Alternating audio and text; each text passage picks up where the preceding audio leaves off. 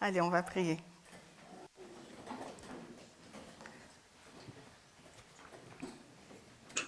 Je vais faire une prière silencieuse.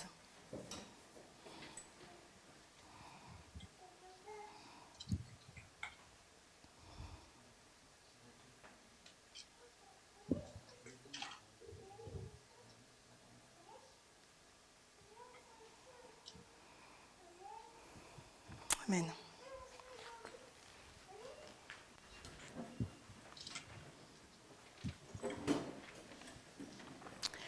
Dans la première partie, ce qu'on a essayé de faire, c'est la révision de la LD.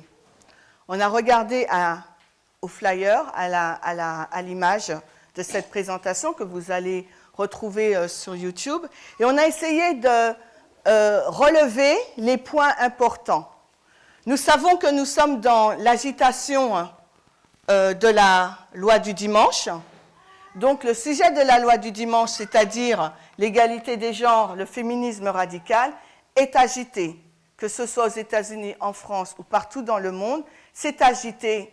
Pourquoi? Parce que la loi du dimanche, ce n'est pas une question de religion seulement, comme on le pensait, avec les acteurs, le catholicisme, le protestantisme et les adventistes. C'est une question culturelle, donc mondiale, qui touche toutes les couches de la société.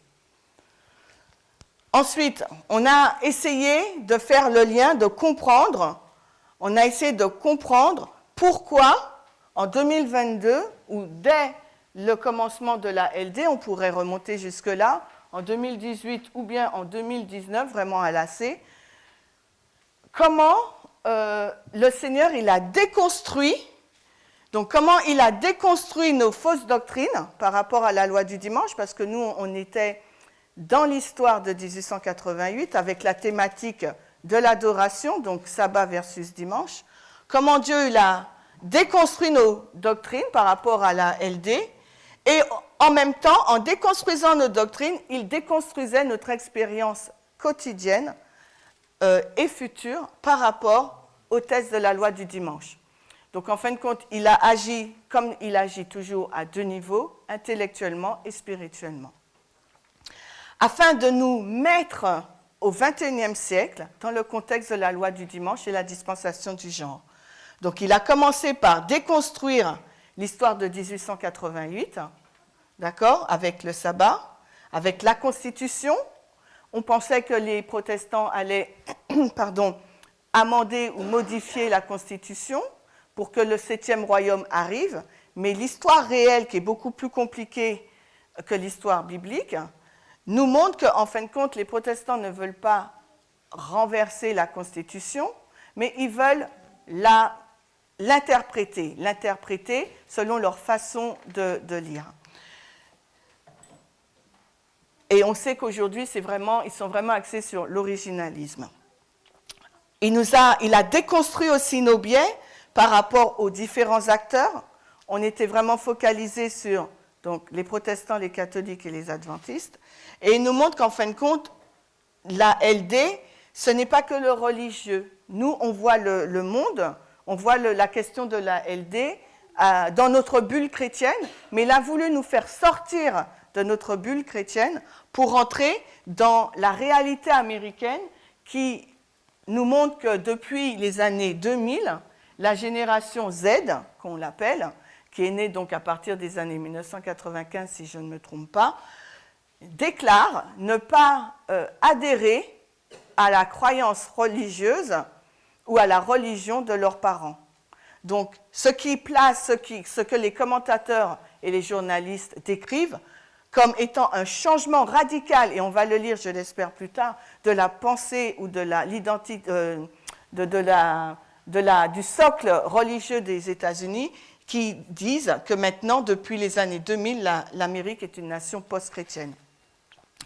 Qui dit nation post-chrétienne, puisque ces jeunes qu'on a interviewés disent qu'ils ne croient plus, ils n'adhèrent pas aux croyances de leurs parents, ils ne croient pas en Dieu.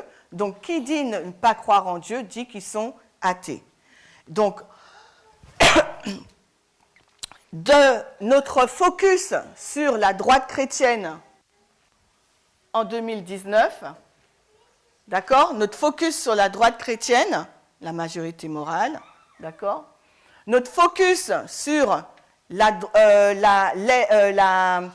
le parti de droite républicain, rappelez-vous, on a vu Reagan, Bush, etc. Notre focus sur nous, en tant qu'adventistes, et notre focus sur le thème, le sabbat, Dieu, il a en fin de compte balayé tout ça, ou bien on va dire, il a regroupé toutes ces informations pour soit les corriger, soit les remettre dans le contexte du sixième royaume, ou soit le mettre dans le contexte vraiment de la loi du dimanche. Ce qui fait qu'en 2023, on se retrouve avec des informations qu'on comprend.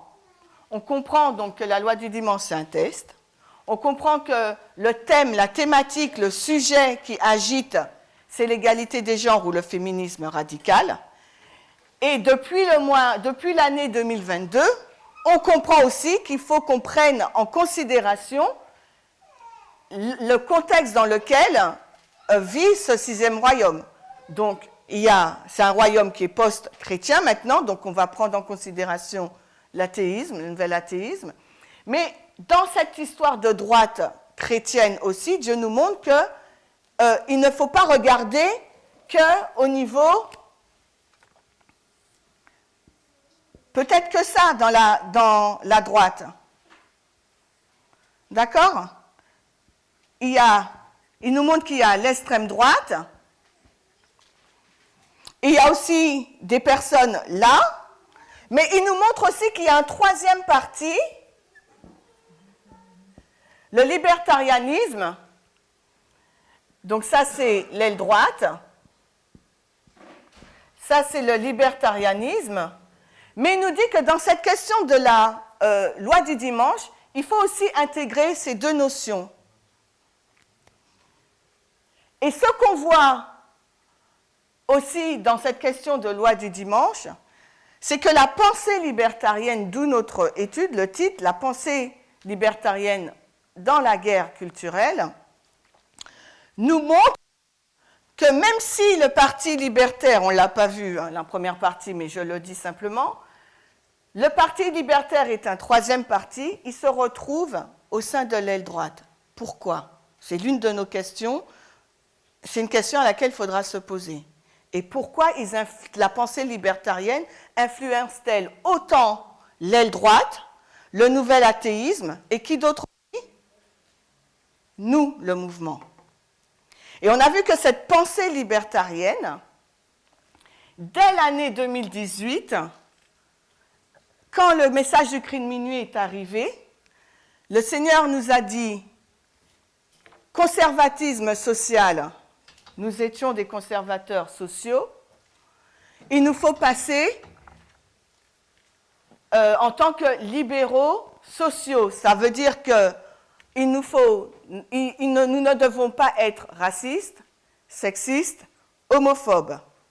Mais en revanche, ce n'est pas parce qu'il y a un message d'égalité qui nous affranchit, okay, qu'il nous faut aussi nous affranchir ou nous libérer de notre moralité.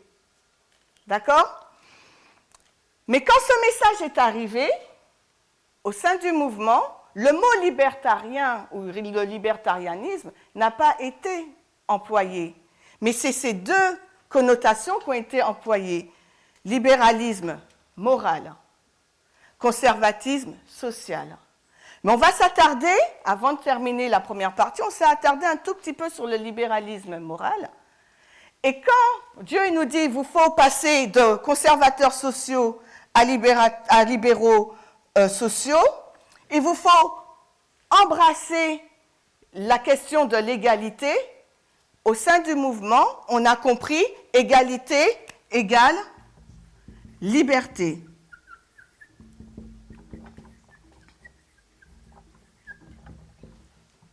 Donc, en fin de compte, Dieu nous demande d'être égalitaires en droit, de comprendre ce qu'est l'égalité, et c'est ce qu'il essaye de nous faire, c'est ce qu'il essaye de nous inculquer durant toute l'année jusqu'à aujourd'hui. Mais nous, on entend égalité, mais on entend aussi liberté. Ce qui signifie qu'il y a une vraie égalité et une fausse égalité au sein même du mouvement. Pour nous instruire, Dieu, il va prendre l'externe, les exemples de l'externe, pour les ramener dans l'interne. Mais ça, il va le faire avec les vêpres, en employant vraiment la terminologie de l'externe, la pensée libertarienne. Mais en 2018-2019, ce n'est pas ces termes-là de partis politiques qu'il va employer. Il va employer des termes sociologiques, conservatisme social, libéralisme moral, pour nous montrer qu'il nous parle d'égalité, mais nous, on entend liberté. Pourquoi on entend liberté? Parce qu'on pense que cette égalité va nous départir des respects des vœux. Mais de quels vœux? Quand on retourne en 2020, dès janvier 2020, à l'EDP d'Ouganda, l'ancienne thèse va commencer à agiter ce sujet avec l'ancien Parmenter. Et même en décembre 2018, au Kenya. Elle va dire, Dieu nous parle d'égalité, mais vous entendez liberté. Laissez-moi vous dire ce que ça veut dire être conservateurs moraux. Être conservateurs moraux tout en étant libéraux sociaux, ça veut dire qu'on doit observer les 4 vœux de baptême. Les 4 vœux de baptême moraux, les vœux 17 à 20.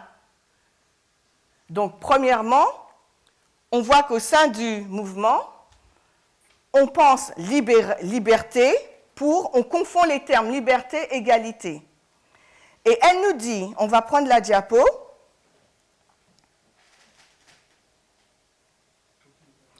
On prend la diapo. Ah, je ne l'ai pas? Tu l'as ou pas? Alors, 2 secondes. Elle va nous dire, à l'époque, c'était le sujet clivant, d'accord? Quand on parle au mouvement, comme je l'ai dit précédemment, quand on parle de la question du libéralisme moral, c'est qu'il ne comprend pas le sexisme. C'est-à-dire que les personnes ne comprennent pas ce qu'est le sexisme. Ils ne pratiquent pas correctement l'égalité. Et nous pouvons le voir avec les réformes. Les réformes ne sont pas conçues pour maintenir les femmes en arrière. Elles ne sont pas conçues pour restreindre la liberté des femmes.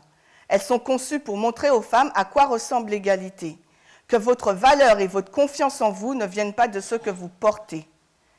Le message de l'égalité, quand il est compris correctement, est un message qui donne de la puissance et non qui dévalorise ou qui dénigre. Qu'est-ce qui se passait en 2019-2020? Et c'est comme ça qu'on a conclu. Moi, je ne juge personne, hein. Je suis en train juste de vous raconter l'histoire du mouvement. On nous parle d'égalité, on comprend liberté. La liberté de faire ce que je veux, de porter ce que je veux, par rapport aux réformes, aux 4 réformes. Donc, l'égalité nous dit que maintenant on peut porter des pantalons, d'accord? Mais le message de la réforme sanitaire et vestimentaire est toujours en vigueur. Les principes, on prend les principes, pas on va prendre les principes. Donc, modestie, un vêtement sain, modeste, d'accord? La santé, eh bien, on va continuer à manger de façon saine, tout en respectant, on sait qu'on n'est plus, on mange pas de viande, on est vegan, excusez-moi. On n'est pas carnivore. Qu'est-ce qui se passait à l'époque? Et on entend égalité, liberté. On s'est dit, maintenant, je fais ce que je veux, parce que j'en ai envie, j'aime bien, donc je vais manger des œufs, je vais manger de la viande, je ne vais pas respecter la réforme alimentaire. Donc, on entend Dieu nous dit égalité, mais nous, on entend liberté au niveau de la réforme sanitaire.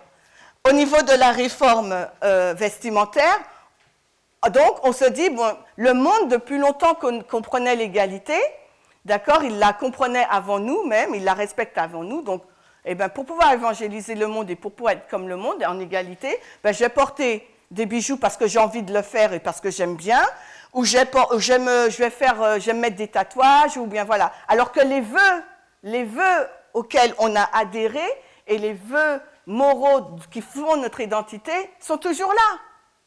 L'égalité n'enlève pas ces vœux. Mais nous, quand le message arrive, on dit, ben maintenant on a la liberté de se défaire de ces vœux. Donc, restons bien dans le contexte. Et c'est cette pensée-là qu'on avait, qui dit qu'on peut faire ce qu'on veut maintenant, parce qu'on aime bien, ou parce que pour toute X raison, c'est cette pensée libertarienne que l'on a. Alors qu'on n'est pas dans l'égalité ou qu'on clame être dans l'égalité. Et c'est pour ça que quand on prend les vêpres en 2022, là, l'ancienne thèse va approfondir encore plus le libertarianisme et cette pensée libertarienne, mais elle va le mettre dans l'externe. Et elle va nous poser une question, mais pourquoi, selon vous, Dieu va introduire ce sujet-là? Vous pensez que c'est pour qu'on comprenne le sujet, le parti politique libertarien? Premièrement, non. Premièrement, c'est pour qu'on se comprenne, nous, savoir où on se trouve. Encore un autre exemple, quand on a parlé d'égalité-liberté, au sein du mouvement, qu'est-ce qu'on a pensé? Ah ben le sabbat, maintenant, on n'a pas besoin d'observer le sabbat ou de se réunir le sabbat, etc. Il y avait toute une polémique aussi par rapport à ça. Et là, ça revient. Donc, on va voir comment ça se développe. Mais toujours est-il que Dieu nous dit égalité, mais nous, on entend liberté. Liberté de faire ce que je veux, comme je l'entends ou parce que j'aime bien. Je ne jette la pierre à personne, je suis en train de vous rappeler le contexte. Est-ce que vous vous souvenez de ce contexte? Donc, quand on parle de libéralisme moral versus conservateurs moraux, c'est de ce que je suis en train de parler par rapport à la pensée libertarienne. C'est notre expérience en tant que mouvement. Peut-être qu'en France, on ne l'a pas vécu ainsi, mais dans le mouvement en général, c'est comme ça que ça a été vécu. Il y avait un conflit déjà entre égalité et liberté. Et ce conflit, où est-ce qu'il est développé encore plus, mais dans la ligne externe? Il est développé dans les vêpres. Donc ça veut dire que les vêpres, c'est vrai qu'on dit que c'est compliqué, etc., mais quand on suit le fil conducteur, on voit que c'est qu'une répétition-élargissement. Je ne sais pas si vous le voyez. Dieu l'a commencé en interne, sur certains sujets, pour nous montrer comment on était, pour sonner la sonnette d'alarme, et après, il le montre aussi, avec les vêpres, en externe, dans le monde politique, parce que la LD, c'est une question politique. D'accord? Mais l'externe nous enseigne en interne. Puisque Dieu, en premier, il veut sauver qui? Un peuple. Il a un peuple qui va faire une mission. Mais on ne sait pas encore quelle mission, comment, quelle forme elle prendra, ça sera quand. Mais il faut déjà qu'il nous forme. Et il nous forme aussi en nous montrant, en nous comparant et contrastant l'interne et l'externe. Donc, dans cette ligne, ce que je veux montrer, c'est la pensée libertarienne qui nous anime. Une autre chose aussi, je saute des étapes, mais juste pour que ce soit clair ce point-là, lorsqu'on parlait du mariage homosexuel, religieux, avant même août 2021, la formalisation du message, ceux qui avaient la pensée libertarienne enseignaient déjà qu'il était possible de marier les personnes homosexuelles, les personnes de même sexe. Mais sur quelle base elle le démontrait? Le démontrait-elle sur une base d'égalité ou sur une base de liberté? Selon vous? C'était sur une base de liberté. Donc, ces exemples-là pour nous montrer que, même si on ne connaissait pas le parti libertarien, mais Dieu est en train de nous montrer que dans notre expérience en tant que mouvement et dans notre expérience individuelle, nous avions cette pensée libertarienne, alors que lui, il nous demande d'avoir une pensée égalitaire. D'accord? C'est ça l'étude. C'est ça la conclusion. Donc maintenant, on revient à notre fil conducteur pour essayer de comprendre pourquoi et comment relier quand on étudie la LD. Vous êtes tout seul chez vous, vous devez faire une étude, parce que bientôt vous allez aussi passer, ça sera votre tour, regardez le planning, vous n'allez pas que passer en étude interactive, vous voulez présenter un sujet, comment le faire? Donc on l'a dit, notre fil conducteur, c'est la LD. On sait que le thème, c'est le féminisme radical. Maintenant, vous allez relier votre étude, si vous voulez parler de la LD. Si c'est le libertarianisme, vous allez relier le libertarianisme. En quoi le libertarianisme, comment il se positionne par rapport au féminisme radical? Le nouvel athéisme, comment il se positionne par rapport au féminisme radical? Le Gamergate, comment il se positionne avec le féminisme radical? Le yokisme, comment il se positionne avec le féminisme radical? Et vous verrez toujours qu'il y a ce clivage, ces deux parties, ces deux camps, et chacun de ces deux camps, vous pouvez le relier à un parti politique. D'accord? Et après, vous pouvez faire une application pour nous au sein du mouvement, parce que l'interne marche avec l'externe. C'est bon? On va continuer notre révision, parce que pour essayer de revoir, c'est bien de répéter, de revoir des choses. Alors, nous sommes toujours à la partie révision, et j'aimerais vous poser cette question.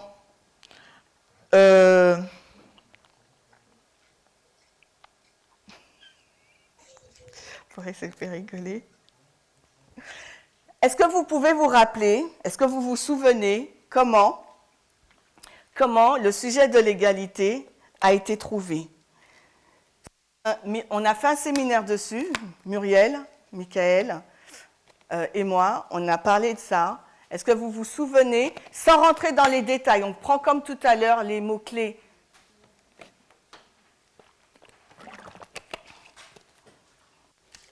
Est-ce que quelqu'un se rappelle un peu comment ce sujet de l'égalité a été trouvé? Alors, on se situe où, si je dois vous aider? On se situe en quelle année? 2019. Où? Mars, avril, quoi? Mars, où? On est en août 2019, donc égalité. Ensuite, alors, rappelez-vous, on est où? On est dans quel pays? On est en France. OK. Qu'est-ce qui s'est passé? Rappelez-vous, comment nous sommes arrivés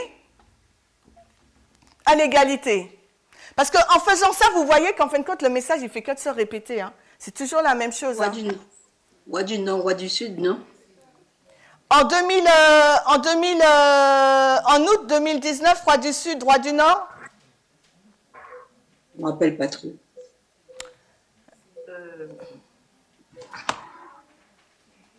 Alors. C'était pas le veau d'or qui a amené. Je ne veux pas qu'on voit l'affiche. Pardon. Le veau d'or, le taureau à pisse? Non, ça c'est mai 2020. Alors, on va revoir. On va revoir. Là, tu peux montrer l'affiche. Alors, 1888.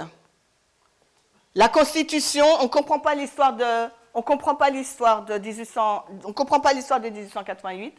Par conséquent, dans notre dispensation, on ne comprend pas la loi du dimanche.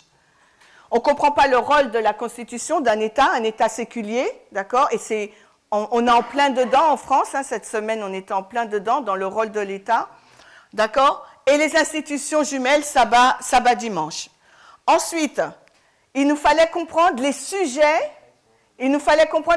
qui agitaient les États-Unis. Comment on l'a fait? On est reparti au temps de la fin et même dans la guerre civile. On est reparti même dans l'histoire de la guerre civile, les trois structures, d'accord? Et dans l'histoire on a suivi l'histoire de la guerre civile, ok? Pour montrer le rôle du protestantisme, d'accord? On a vu qu'il y avait deux camps. Il y avait donc bien sûr ceux qui voulaient abolir l'esclavage et ceux qui ne voulaient pas l'abolir. Donc on peut dire de façon simpliste, les conservateurs qui lisent la Bible d'une façon littérale et les libéraux au Nord qui, eux, comprennent qu'il faut abolir l'esclavage. Donc, On a vu aussi la ligne d'Éden à Éden, mais pas la ligne d'Éden à Éden, le chiasme. On a vu la comparaison et le contraste entre la race et le genre, merci Sophie. Et ensuite, on a surtout vu la lecture dispensationnelle, qu'il nous fallait lire la Bible, non pas dans le contexte dans lequel elle était écrite. Premièrement, il faut pour le comprendre, mais après, il nous faut l'adapter à notre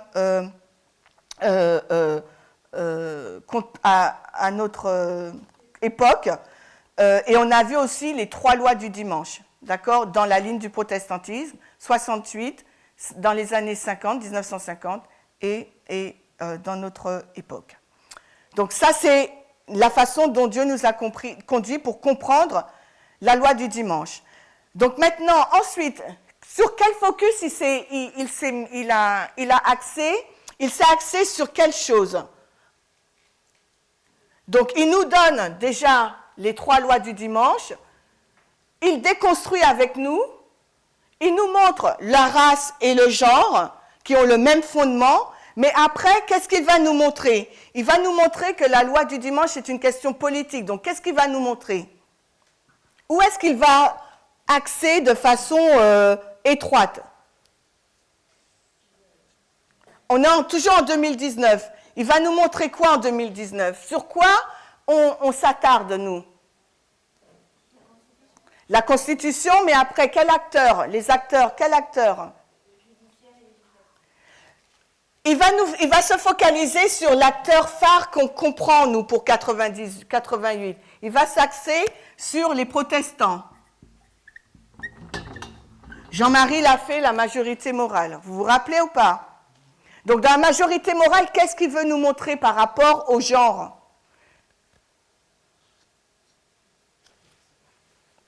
Il veut nous montrer qu'ils sont des conservateurs sociaux. Est-ce que vous vous rappelez? Oui. Donc, majorité morale, ce sont des fondamentalistes. Ils sont contre, ils sont racistes, ils sont sexistes, ils sont homophobes. Donc, il va contraster 2 pans de la société américaine pour que nous puissions voir jusqu'où ça peut aller si nous cultivons un état d'esprit raciste, nationaliste, sexiste et homophobe. Vous vous souvenez de ça? Et il va surtout nous montrer aussi la scission, la division, la désunion qu'il doit y avoir entre l'État et l'Église. Donc maintenant, tu peux montrer cette diapo. Nous sommes sur l'organe religieux. On est sur l'organe religieux, donc la majorité morale. Mais on est aussi sur la politique et on est sur le parti républicain, donc la droite. Donc en 2019, Dieu, il nous montre ces 2, il axe vraiment notre apprentissage sur ces 2 parties. Le religieux, la majorité morale, pour qu'on puisse comprendre le rôle des protestants et qu'on puisse comprendre aussi donc, que c'est une question politique, ça se joue au niveau politique.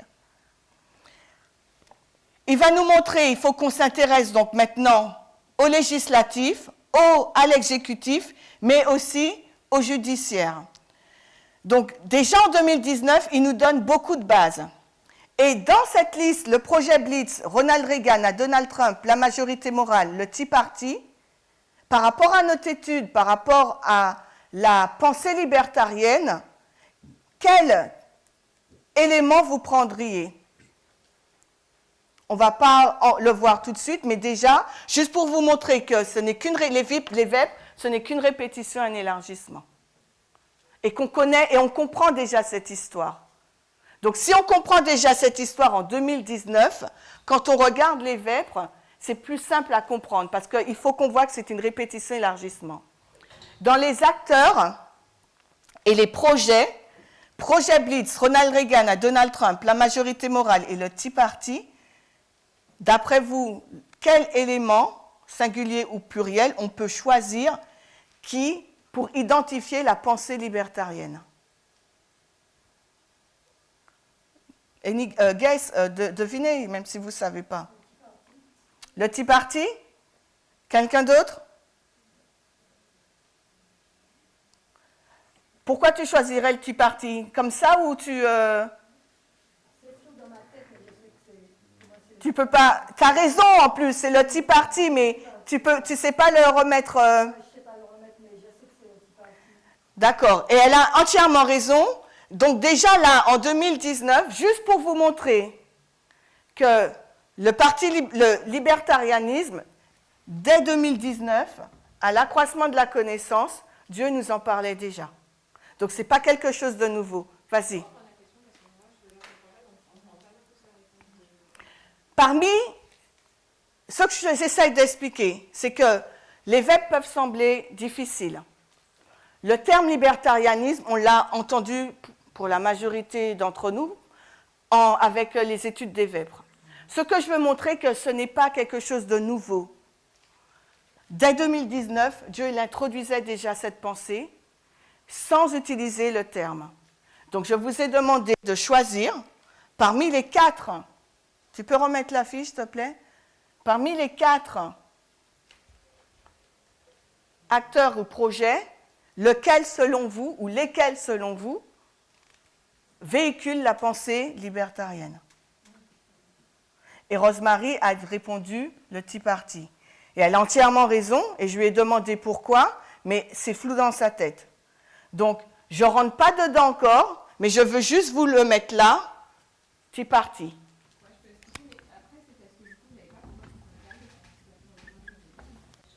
Vas-y, exprime-toi. Non, je dis qu'effectivement, je n'avais pas compris la question. Pour le Tea Party, la réponse partielle, c'est que si on remet dans le contexte des élections de la crise aux États-Unis, la crise financière de 2008, les élections d'Obama, ce qui s'est passé, c'est qu'il y a une frange de la société celle qui paye, qui n'est pas... comment on les appelle? Alors, ce n'étaient pas les politiques, ce sont plutôt les classes moyennes donc, qui ont été assez lésées. Et ce qui s'est passé, c'est qu'en fin de compte, cette pensée libertarienne, elle ressurgit chez eux particulièrement parce qu'eux, ils sont pour une intervention minimale de l'État.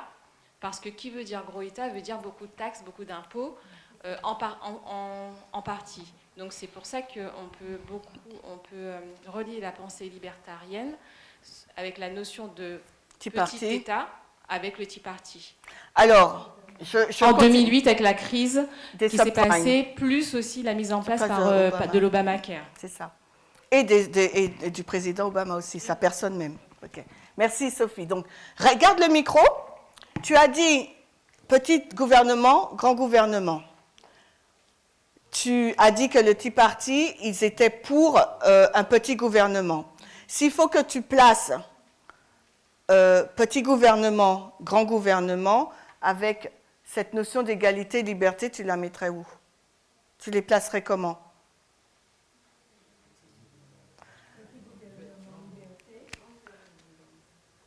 Petit gouvernement, liberté. Petit gouvernement. Liberté. Donc, c'est une étude que j'ai faite avec vous au mois de juin, je sais qu'elle était compliquée, mais juste pour vous dire que ces termes-là, dans la VEP numéro 4 et 5, on les retrouve aussi. Mais quand Dieu nous parle de Tea Party, de protestants, d'égalité, il est en train de nous parler de grand gouvernement, petit gouvernement.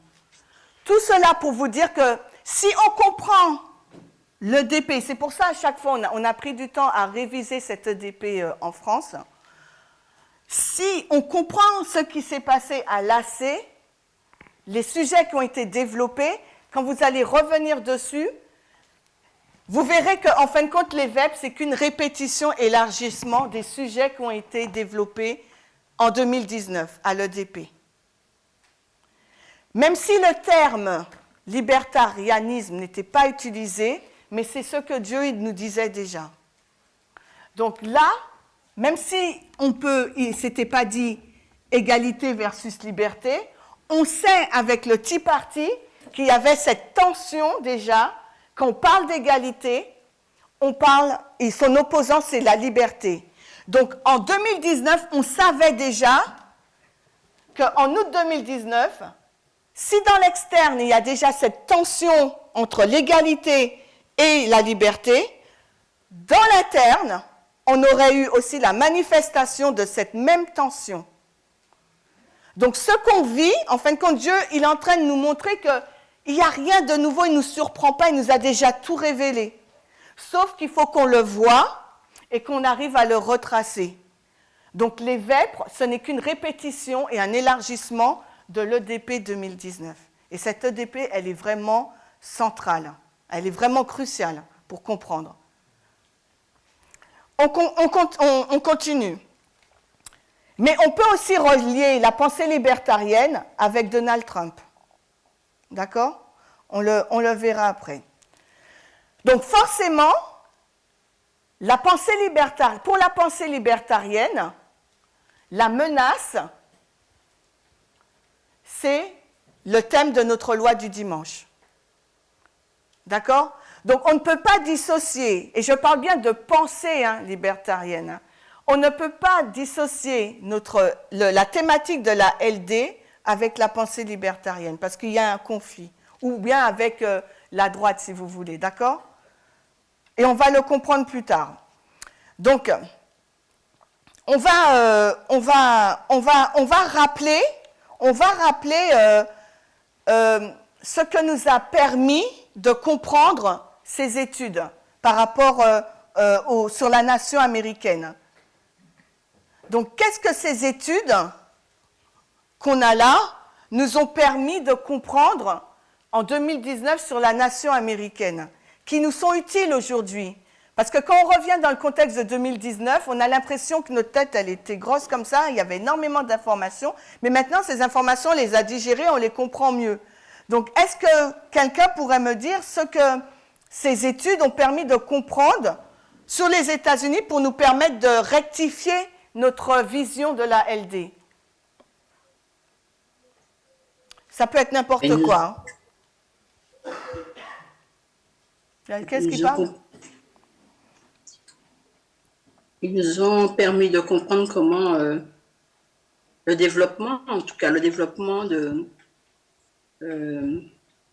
des états d'esprit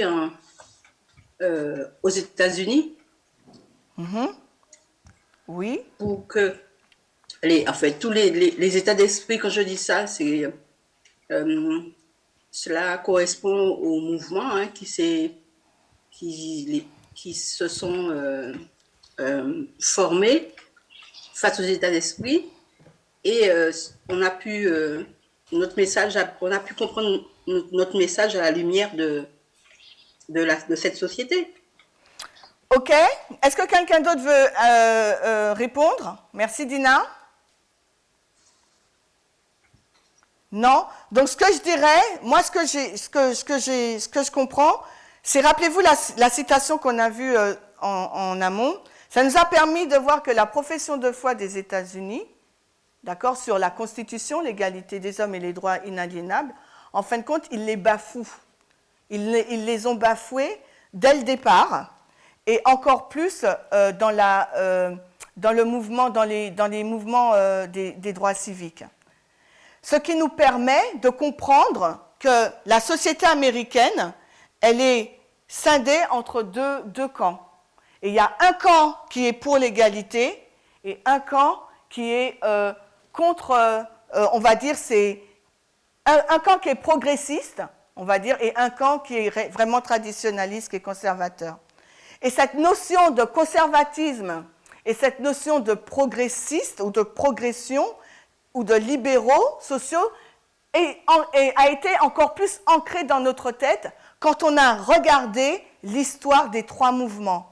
C'était, en tout cas pour moi, je ne sais pas pour vous, mais pour moi c'était vraiment flagrant de voir vraiment ces deux camps qui s'opposaient par rapport à une question de droit, d'égalité de droit. Pour vous, est-ce que ça a fait le même effet?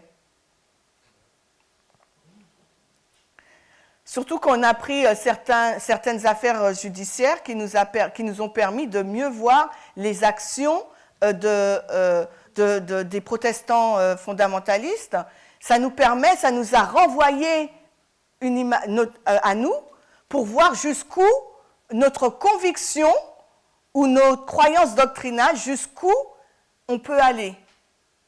D'accord? En tout cas pour moi. Donc maintenant, on va passer, notre révision elle est faite. Est-ce que vous voulez que j'emballe le tout avant de passer au point 2? Il me reste combien de temps? Est-ce que vous voulez que je résume ce qu'on a fait? 5, 10, 15. Est-ce que vous voulez que je résume ou tout est clair? Marilyn, tu dis? Pour toi, ça va? Viviane? Ça va? Ok. Estelle, c'est bon pour toi? T'as dit quoi? Je résume? Je résume. Donc, ce que je veux vous montrer, c'est que les vêpres peuvent sembler difficiles. Pourquoi? Parce qu'on n'a pas fait sciences po, on n'a pas fait sciences économiques. Donc, si on regarde les vêpres par rapport à cet angle, on va le trouver difficile parce qu'on va dire on n'a pas le bagage. Mais je me dis que si Dieu il introduit toutes ces notions en sciences politiques et économiques pour son peuple qui veut préparer à rentrer dans son royaume, c'est qu'il ne va pas nous donner un test plus difficile et si difficile qu'on échoue. Donc ça veut dire que quelque part, il ne faut pas qu'on regarde sous cet angle, l'angle Sciences Po ou sciences économiques, parce qu'on n'a pas fait d'études de ce genre. Il faut qu'on regarde plutôt la manière dont Dieu nous a conduits et les différents sujets qu'il a introduits. Ensuite, quand on regarde ces différents sujets qu'il a introduits, il faut qu'on regarde par rapport à notre thèse de la loi du dimanche, parce que là, on parle de pensée libertarienne, en quoi cette pensée libertarienne se retrouve dans les sujets de l'accroissement de la connaissance de la LD qu'il nous a donné, mais également dans la formalisation du message de la LD qu'il nous a donné. Et quand on regarde la loi du dimanche selon cet axe, on oublie la notion sciences politiques et économiques et on se focalise sur les différents thèmes en essayant de relier les balises entre elles. Et quand on fait ça, on réalise qu'en fin de compte, qu'en 2019, en introduisant l'égalité, Dieu il était en train déjà de nous dire, vous êtes des enseignants, on est tous des enseignants, on connaît les règles de la méthodologie, si je vous dis égalité, vous devez dire liberté. On compare et contraste. Donc même si en 2009, je ne vous ai pas parlé de liberté, vous savez que la liberté s'y trouve. Donc maintenant, pour la voir, vous allez dans l'externe et vous allez voir comment cette liberté au niveau de l'externe, toujours dans la loi du dimanche, est matérialisée, est manifestée. Mais à l'époque, on ne comprenait pas vraiment que la loi du dimanche, c'était une question politique. Donc il nous a fait regarder à ce qu'on connaissait, le protestantisme apostat. Donc il nous a introduit un nouvel acteur, la majorité morale. Donc maintenant, en introduisant la majorité morale, on voit que ce sont non seulement des conservateurs, mais aussi que ce sont des personnes qui vont se battre pour un petit gouvernement, parce qu'ils vont soutenir les présidents de la droite. Parce que les présidents de la droite, les républicains, ce sont eux qui vont véhiculer leurs convictions traditionnelles, morales, familiales, qui vont à l'encontre du message de l'égalité, qu'on peut résumer par ces 3 mots. Il ne faut pas être raciste ou nationaliste, il ne faut pas être sexiste, il ne faut pas être homophobe. Ensuite, on va voir, mais en fin de compte, non seulement la majorité morale soutient les présidents républicains, mais du Parti républicain, mais il a aussi introduit le Tea Party. Donc, on doit se poser la question, en quoi l'égalité des genres ou bien la pensée libertarienne se retrouve dans le sujet qu'il a introduit en 2019, le Tea Party. Et on peut continuer encore. Donald Trump versus Hillary. En quoi Donald Trump est-il pour l'égalité ou pour la liberté? Donald Trump est-il pour la majorité morale ou pour le Tea Party? Donald Trump a-t-il une vision, une pensée libertarienne ou pas? Donc, en se posant ces questions, on voit tout de suite que les vêpres, en fin de compte, c'est un élargissement du message de 2019 de l'AC. Donc, le message des vêpres et le message de la loi du dimanche devient plus simple à comprendre parce qu'on suit les différents sujets que le Seigneur a introduits dans notre ligne de réforme et on le relie avec le test de la loi du dimanche, l'égalité des genres, et dans la VEP numéro 6, on le relie avec la guerre culturelle et le Parti libertarien. Et en regardant la pensée libertarienne, on va dire, ok, ça c'est l'externe, mais Dieu, il va utiliser l'externe pour nous montrer notre état en interne. Donc, il faut qu'on regarde maintenant comment cette pensée libertarienne, comment cette notion de liberté s'est manifestée ou se manifeste encore au sein du mouvement, toujours avec le socle du thème de la loi du dimanche, l'égalité des genres. Et quand on regarde les vêpres sous cet angle, ça ne nous paraît pas aussi compliqué et fastidieux que ça ne l'est. Parce que moi, c'est toujours ce que je me dis, si Dieu introduit ces sujets-là, il sait qu'on est capable de les comprendre. Peut-être pas facilement, on va transpirer, mais on peut les comprendre. Tout un chacun. Parce que sinon, ça veut dire que Dieu n'est pas juste et qu'il nous donne des messages, des sujets qu'on ne peut pas gérer. Donc, automatiquement, on ne va pas les comprendre, on échoue au test de dimanche. Donc, l'œuvre qu'il veut faire à l'intérieur de nous, en tant que groupe et individuellement, ne sera jamais faite. Donc, il n'aura jamais son peuple prêt. Donc, c'est pour ça que je me dis, en regardant, et c'est pour ça que quand je fais une étude, vous voyez bien que je vais toujours, je retourne toujours en arrière pour voir les différentes étapes par lesquelles le Seigneur nous a fait passer pour que je puisse comprendre où nous en sommes aujourd'hui en 2023. Est-ce que c'est plus clair, Estelle, pour toi? Oui? Voilà. Donc, je pense qu'il me reste du temps ou pas? Donc, je vais quand même m'arrêter là, parce que je ne peux pas parler en 10 minutes, je ne peux pas parler du nouvel acteur. Donc, on a vu le point 1 ensemble. Donc, je ne sais pas quand est-ce que je passe la prochaine fois, mais on verra le point 2. Et je pense que pour aujourd'hui, il y a suffisamment de choses. Est-ce que vous avez des questions ou des remarques? Est-ce que vous avez compris ou vous n'avez rien compris? Dites-moi franchement.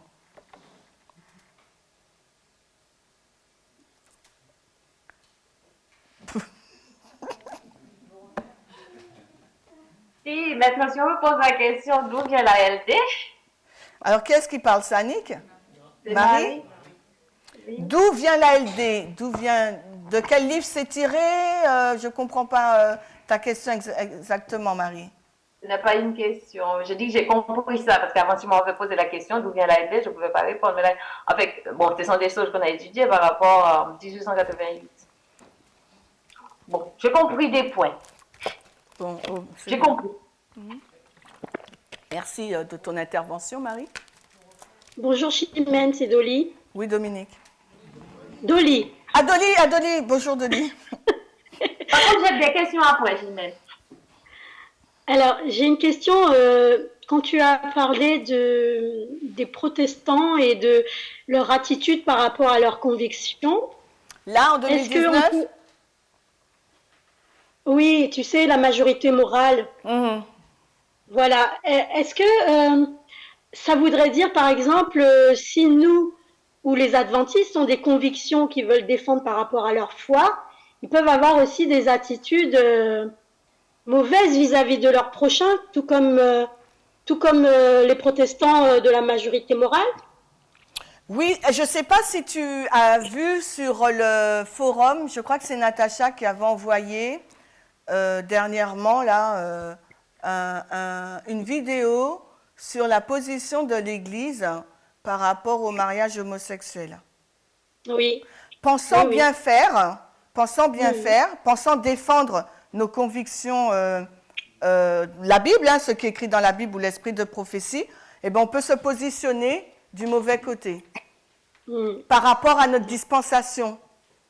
Tu vois, comme nous, là, nous disons, je peux dire, ok, moi je crois en l'égalité, mais j'ai cette pensée libertarienne, en même temps de professer croire en l'égalité, je dis, moi je fais ce que je veux.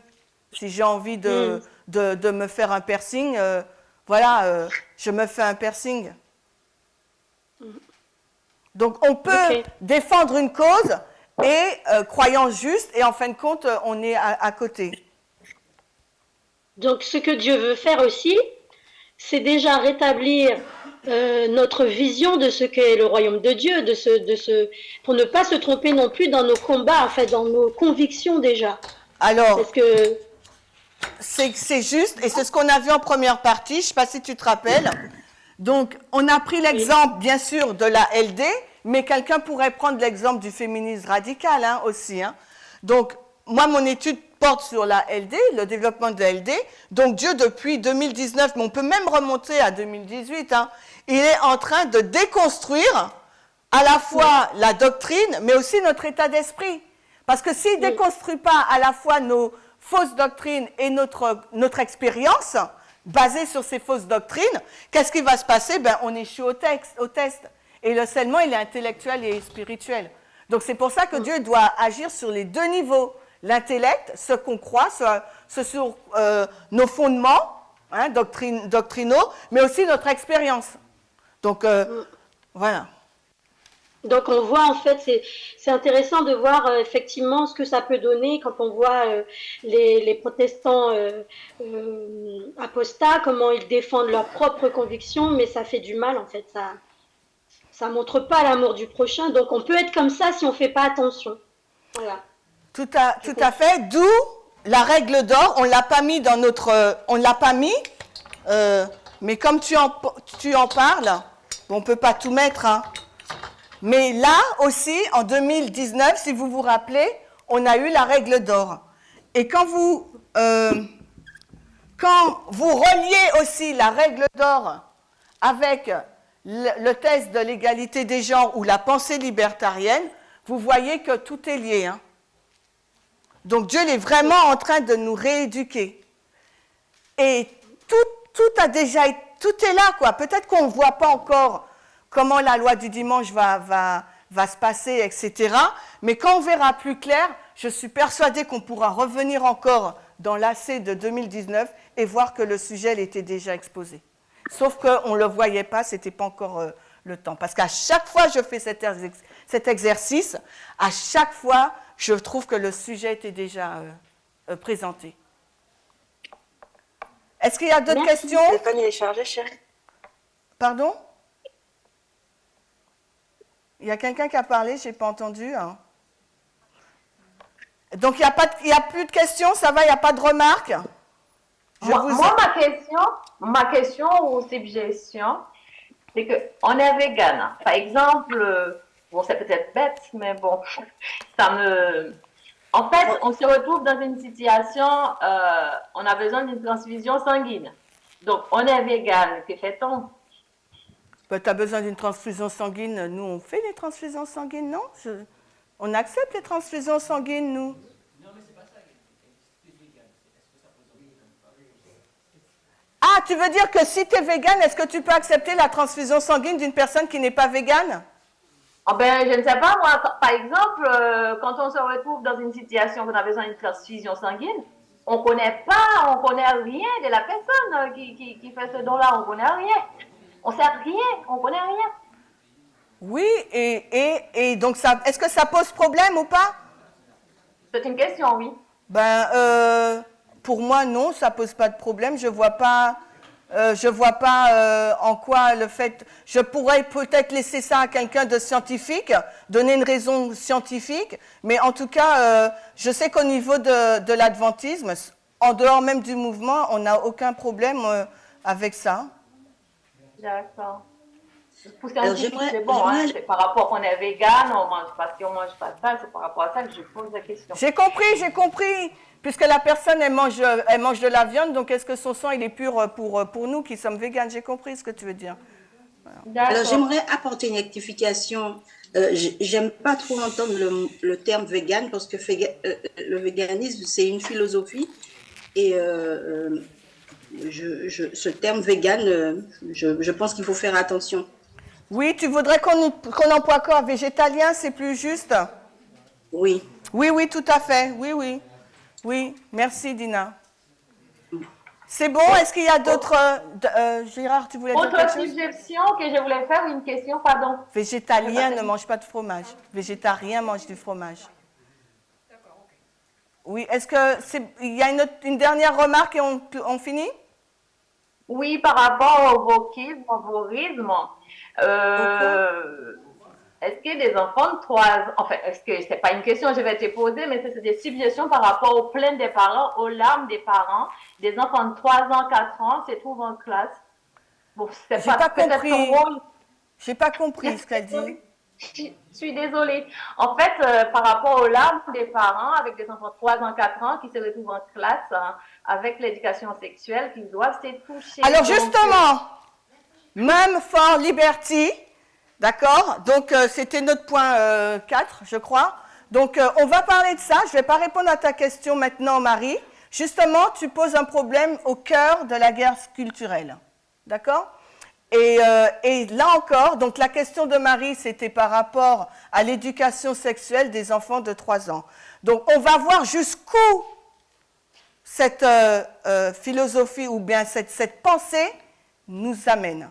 Et on va voir vraiment en externe comment ça se passe, et après on va voir nous où on en est.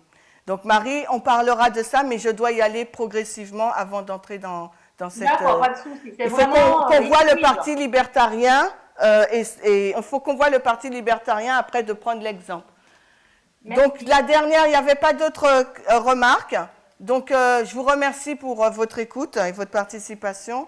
Et je ne sais pas quand est-ce que je vais être programmée pour la suite, mais on fera ça progressivement et tranquillement. Eh bien, prions.